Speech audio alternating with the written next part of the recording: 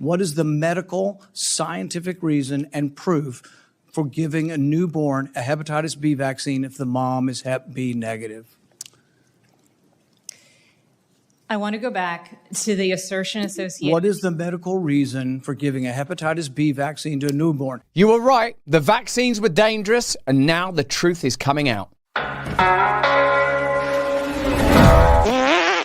Hello there, you awakening wonders. What an age we live in, where it's possible to say that there could be a connection between vaccines and autism. This is a conversation that people are having on and offline now. Let me know in the comments and chat if you know someone who you suspect may have autism, learning difficulties, developmental issues, or other health issues that are connected to vaccines. Not just the COVID vaccines either, but childhood vaccines. There's no question that vaccines correctly administered and wisely researched can contribute to health. Do you believe that? Let me know in the comments and chat. But the conversation around vaccines, legal indemnity, the connections to autism, myocarditis in COVID, all of this stuff now has emerged, and we're beginning to see that this issue, even though it's important in and of itself, is doubly significant because it reveals how science can escape its proper definition as objectively true information, materially researched, clinically demonstrated, corroboratable and verifiable, and has become a kind of orthodoxy.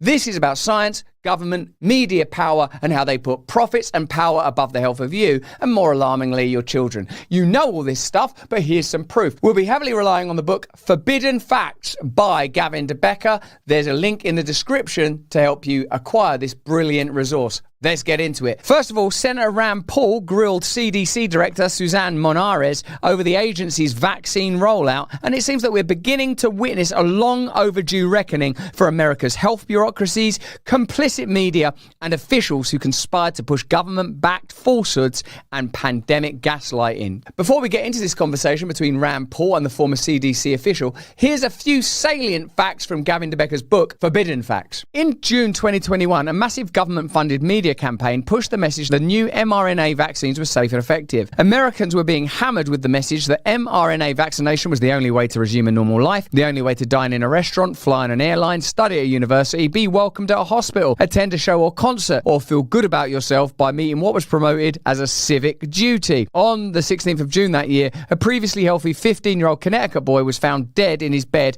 2 days after receiving the second dose of the Pfizer COVID vaccine. What excites me about this book is the reporting of significant stories that can no longer be regarded as diffuse and anecdotal because the facts have been consolidated and brought together in this excellent book. We've got Trump now talking about the connection between pharmacological products and autism. There are certain groups of people that don't take vaccines and don't take any pills that have no autism. That means he knows what's coming down the pipe. That means that there's data coming that's going to irrefutably put Pfizer and Moderna, metaphorically or perhaps even literally, in the dock. On the very same day, a previously healthy 13-year-old Michigan boy was found dead in his bed 3 days after receiving the second dose of the Pfizer COVID vaccine. An autopsy in Connecticut and another in Michigan confirmed the official cause of death for both boys: vaccine-induced myocarditis, swelling of the heart caused by vaccines. When government medical examiners in 2 states determined that Pfizer mRNA vaccines killed 2 healthy teenagers smack in the middle of a mass vaccination program with Pfizer's product, wouldn't that seem to be an important and obvious story for national news media?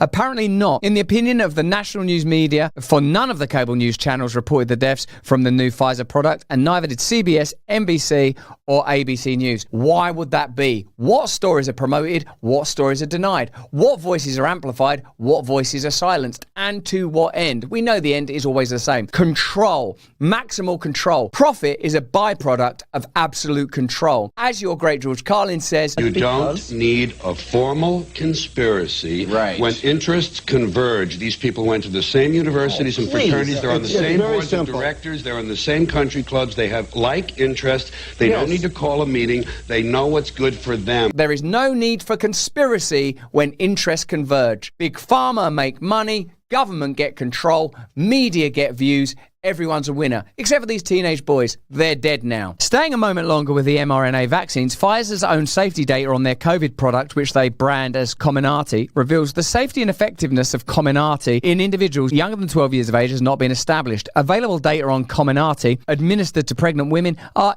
insufficient to inform vaccine-associated risks in pregnancy. Post-marketing data with authorized or approved mRNA COVID-19 vaccines demonstrate increased risks of myocarditis and pericarditis, particularly within the first week following vaccination. For Comirnaty, the observed risk is highest in males 12 through 17 years of age. Some cases require intensive care support. Information is not yet available about potential long-term sequelae. Sequelae is a word used because few people know that it means pathological condition, injury and trauma. Sequelae. Well, at least they've given us something that we can benefit from. Not vaccines, but vocabulary. The Wall Street Journal ran a story about a lethal conundrum facing insurance companies. Apparently, as mass vaccination progressed in 2021, excess death claims in working-age Americans tripled. Given the temporal relationship, might there be a connection between mass vaccination and these deaths? Apparently not, because when the Wall Street Journal dug into what might have caused these deaths, mass vaccination wasn't even among the possibilities worth considering. The Wall Street Journal and other news media outlets faced a real head-scratcher. Could any of those unexpected deaths possibly be linked to that new, never-before-used, minimally tested, maximally rushed, mass-injected drug known to cause the very medical issues these working-age Americans were dying of? But the Wall Street Journal didn't ask this obvious question. No major news media company asked any important questions at the time during the entire mass vaccination campaign. Are they all gullible in their acceptance of anything offered up by Big Pharma and government? Were they fooled and hoodwinked by Big Pharma and government? No. They were complicit. What is the depth of this complicity? How far would it reach? How far would they go? As we look at the rapid reformation of the world, collapsing institutions, emergence of new power bases, what is the depth of complicity between media and Big Pharma? COVID was interesting and important enough, but how much deeper does this go? How much deeper into the subject of vaccines, mass control, media compliance, state compliance, deception, corruption, total control? How much deeper does it go? New and insufficiently tested mRNA products were injected into billions of people, including children and even infants. Then the FDA tried hard to keep the clinical trial data secret from the public. To be more accurate, the FDA was perfectly willing and happy to release all the information to the public, but only if they were allowed 55 years to do it. To be even more accurate, the FDA, along with Pfizer, petitioned the court together, asking for 75 years to disclose all the information. The reason for that is obvious. They needed 75 years because the information contained in those files would make you so excited and happy about the efficacy of those vaccines and the authenticity of the clinical trials, the reliability of the media and the integrity of the government that you might spontaneously combust or spontaneously get myocarditis. What? You thought that this information might lead to you not trusting the government, not trusting the media, not taking the product? You, how dare you? That information was about a surprise birthday party for you, and you've spoiled it. You're just like your Pfizer. Remember that? You know how closely I work with Maha and Secretary Kennedy and all those that are connected to the fight against big agriculture, big food and big pharma. And it's from this perspective that I talk to you today on the subject of Black Forest. The swamp and their allies in big pharma know this. A healthy, energized population is harder to control. That's why unelected bureaucrats at the FDA are working overtime to put NMN in the hands of big pharma and out of yours. They don't want us getting them M&Ms. NMNs. NMN, that's nicotinamide monocleotide, a natural supplement which is vital for the functioning of the 37 trillion cells in your body, which can help reduce weight, cholesterol, and even blood pressure in overweight adults. NMN works so well that the FDA is moving to take it off supplement shelves. On September the 30th, they'll decide whether it stays a supplement or gets reclassified as a drug, which would allow pharmaceutical companies to control it. As you get older, to stay strong, healthy, and mentally sharp, you need to keep your NAD+ levels up. I wanted you lot to have an opportunity to get your hands on NMN before any potential restrictions are applied. Go to the first link pinned in the comments and buy this wonder drug while you still can. What's more, for the next 48 hours, viewers of this channel get a whooping last chance to buy one and get one completely free for the next 40 hours. So order now. The link is in the description. Should we have expected more skepticism of pharma from CDC, recently run by Dr. Russel? No. Here she is displaying her willful gullibility about Pfizer's marketing claims. I can tell you where I was when the CNN feed came that it was 95% effective. The vaccine, so many of us wanted to be hopeful, so many of us wanted to say, okay, this is our ticket out, right, so now we're done. So I think perhaps we had too little caution and too much optimism for some good things that came our way. Nobody said waning when you know, oh, this vaccine's going to work, or maybe it'll wear wear off, nobody said, what if it's not as potent against the next variant? So there's Rochelle Walensky's peculiar response and attempt, it seems, to mitigate the fact that the vaccines were nothing like as effective as claimed, and now we know were potentially lethal. And we're going to learn a lot more about this in 75 years, when you're ready. Similarly, when sudden deaths occurred in front of spectators at high school sports events, meaning a teenager collapsed dead on a basketball court, for example, no reports in national media. Previous to 2021, such events involving a sudden death of a young athlete would keenly focus on answering the glaring question, why did this person die? But a new reporting protocol emerged during COVID ignores such stories outright. In the vanishingly rare instances that these deaths were even mentioned beyond local news outlets, the stories contained phrases most readers have now subconsciously come to expect and accept. Cause of death unknown, died of natural causes,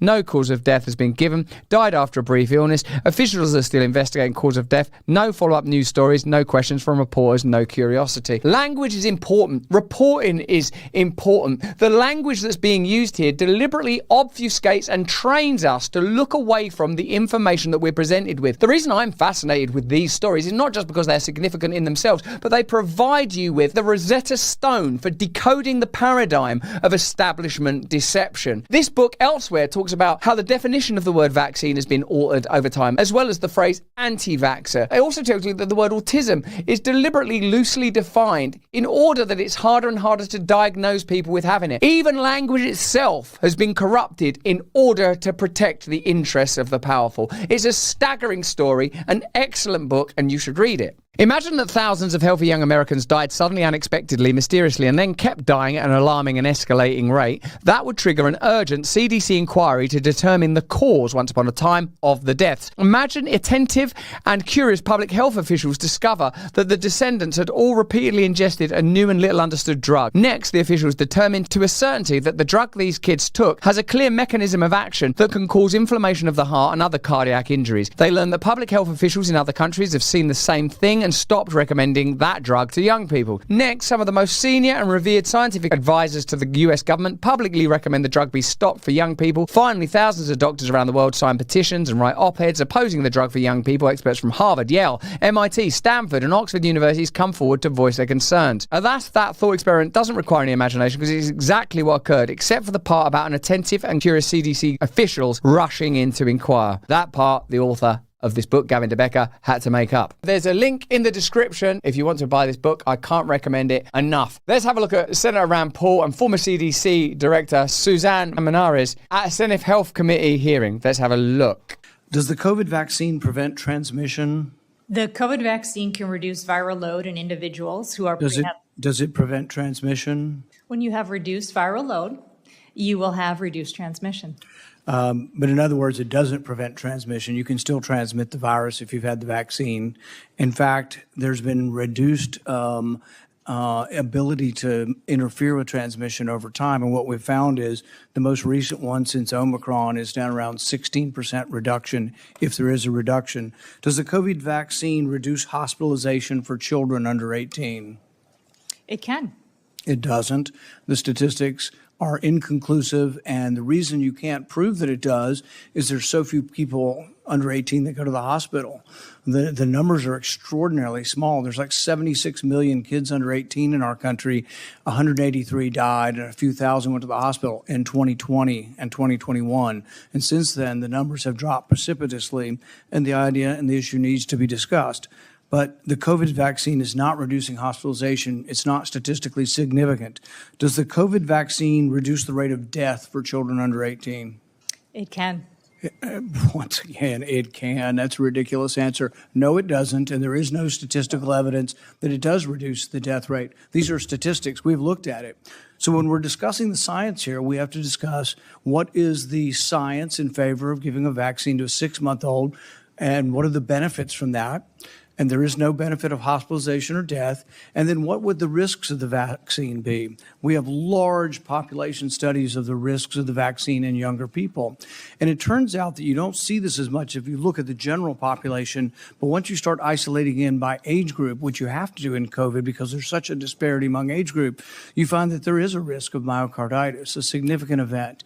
It's somewhere between 6 and 8 in 10,000. But that's much greater than the risk of hospitalization or death, which are not even measurable because they're so small. So you resisted firing people who have this idea that the COVID vaccine should be at 6 months. That's what this is about. You didn't resist firing the perfect, beautiful scientists that are career people and unobjective and unbiased. You wouldn't fire the people who are saying that we have to vaccinate our kids at 6 months of age. That's who you refuse to fire.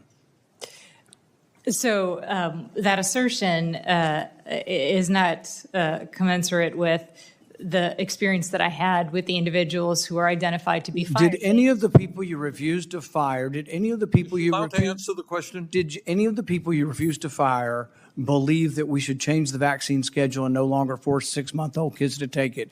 Every one of them was adamant we should keep it at 6 months. Everybody's alarmed. We're going to change the childhood routine. Well, we should. There is no medical reason. What is the medical reason to give a hepatitis B vaccine to a newborn whose mom has no hepatitis? So none of the discussion points that you just brought up were ever... That's changing the childhood schedule. Do you allow her to answer the question? Regular order, You regular have your order. time. You have your Regular time, order. Bernie. I got mine. Look, this is the debate over changing the childhood schedule. The hepatitis B vaccine on the schedule is given to newborns. What is the medical, scientific reason and proof for giving a newborn a hepatitis B vaccine if the mom is Hep B negative? I want to go back to the assertion associated... What is the medical reason for giving a hepatitis B vaccine to a newborn? See, everybody's like blithely going along. We can't change the childhood. You're somehow terrible if you want to change the childhood. We should be discussing what is the childhood vaccine schedule, and the burden should be on you. You want to make all the kids take this? The burden is upon you and the people you wouldn't fire to prove to us that we need to give our 6-month-old a COVID vaccine and that we need to give our 1-day-old a hepatitis B vaccine. That's what the debate ought to be about, not whether all vaccines are good or whether we live in Alice in Wonderland. I actually agree with you, and I was open to the science. I just would not pre-commit to approving all the ACIP recommendations without the science. Untrue.